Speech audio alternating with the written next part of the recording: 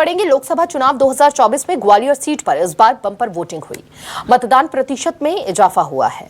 43 degree temperature के बीच भी मतदाताओं का उत्साह कम नहीं नजर आया और देखते ही देखते ग्वालियर में पिछले 40 साल के वोटिंग प्रतिशत का रिकॉर्ड टूट गया। लेकिन इस बढ़े हुए वोट प्रतिशत के साथ राजनीतिक दलों की जीत और हार से जुड़े दावे भी सामने आने लगे हैं। देखिए हमारी यह खास रिपोर्ट।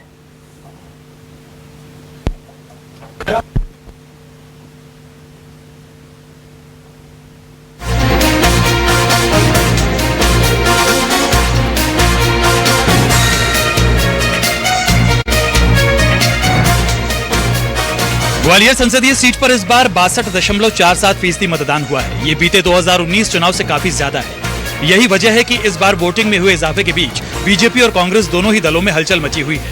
एक तरफ बीजेपी इस बढ़े हुए वोट प्रतिशत को अपने पक्ष में बताते हुए जीत का दावा कर रही है, तो वहीं दूसरी ओर कांग्रेस इसे बीजेपी के प्रति जनता का आक्रोश बताते हुए अपनी जीत का झंडा बुलंद होने का दावा कर रही है। ग्वालियर लोकसभा सीट पर तीसरे चरण में 7 मई को मतदान संपन्न हुआ है, जिसमें वोटर्स ने बढ़ चढ़कर हिस्सा लिया, जिसका परिणाम ये निकला कि 43 डिग्री टेम्परेचर की चिलचिलाती गर्मी के बावजूद भी लोगों ने घर से निकलकर जमकर मतदान किया और ग्वालियर के इतिहास में 40 सालों का वोटिंग प्रतिशत का रिकॉर्ड तोड़ दिया। इससे पहले 1984 में 67% वोटिंग ग्वालियर लोकसभा पर हुई थी, जब कांग्रेस के प्रत्याशी स्वर्गीय माधवराव सिंधिया और पूर्व प्रधानमंत्री भारत रत्न स्वर्गीय अटल बिहारी वाजपेयी के बीच आमने सामने मुकाबला हुआ था। उस दौर में कांग्रेस प्रत्याशी माधवराव सिंधिया को बड़ी जीत मिली थी। बीते 3 चुनावों के ट्रेंड को देखते हुए बीजेपी को इस बार बड़ी जीत की उम्मीद है। आइए सबसे पहले जानते हैं ग्वालियर लोकसभा सीट पर पिछले चुनावों में कैसा रहा वोटिंग प्रतिशत। 2009 में 41%, 2014 में 53%, 2019 में यह बढ़कर 60% तक पहुंच गया। 2024 के लोकसभा चुनाव में इस बार ये बढ़कर 62.47% मतदान हुआ है। 2024 के लोकसभा चुनाव में वोट प्रतिशत बढ़ने को लेकर बीजेपी का कहना है कि जब जब मतदान बढ़ता है तब तक बीजेपी को इसका लाभ मिलता है। खासतौर पर पीएम मोदी की नीतियों और योजनाओं से प्रभावित होकर ग्वालियर की जनता ने रिकॉर्ड तोड़ मतदान किया है।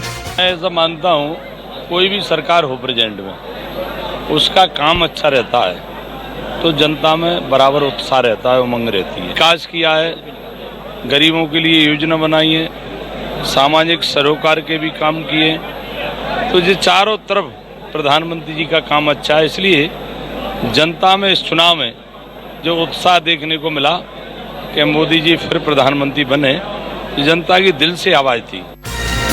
ग्वालियर लोकसभा सीट पर मतदान प्रतिशत बढ़ने पर दूसरी ओर कांग्रेस भी उत्साहित है। कांग्रेस का कहना है कि किसी भी सरकार के लिए 10 साल का कार्यकाल जनता के विकास के काम करने के लिए बहुत होता है, लेकिन बीजेपी सरकार ने जनता से किया कोई भी वादा पूरा नहीं किया। अभी हम पहले दूसरे चरण के मतदान की बात करें तो भारतीय जनता पार्टी ने ये मान लिया था कि पहले दूसरे चरण के मतदान में भाजपा हार रही है, क्योंकि अमित शाह जी ने स्वयं कहा था मंत्रियों से कि यदि वोटिंग परसेंट नहीं बढ़ा तो आपको मंत्री पद से हटा दिया जाएगा।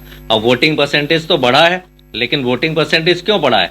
क्योंकि लोग महंगाई से मुक्ति चाहते हैं, बेरोजगारी से मुक्ति चाहते हैं, लोग रोजगार चाहते हैं। निशान है अभी भी भारतीय जनता पार्टी के बड़े बड़े नेताओं के उल्टे सीधे बयान आ रहे हैं जो मुद्दों से ध्यान भटकाने का काम कर रहे हैं। दोनों ही प्रमुख राजनीतिक दलों के दावों के बीच आपको पुराने उन आंकड़ों से रूबरू कराते हैं जिसके चलते बीजेपी ज्यादा उत्साहित है।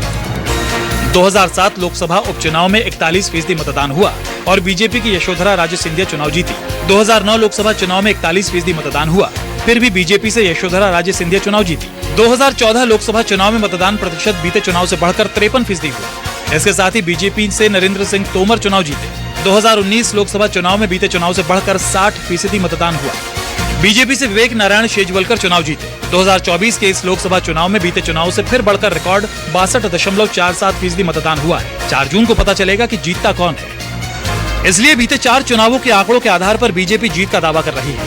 बहरहाल 40 सालों बाद ग्वालियर लोकसभा सीट पर रिकॉर्ड मतदान के पीछे अलग अलग कारण बताए जा रहे हैं, लेकिन बीजेपी और कांग्रेस दोनों ही अभी से उत्साह से लबरेज है। ग्वालियर से न्यूज़ 24 मध्य प्रदेश छत्तीसगढ़ के लिए कर्ण मिश्रा की रिपोर्ट।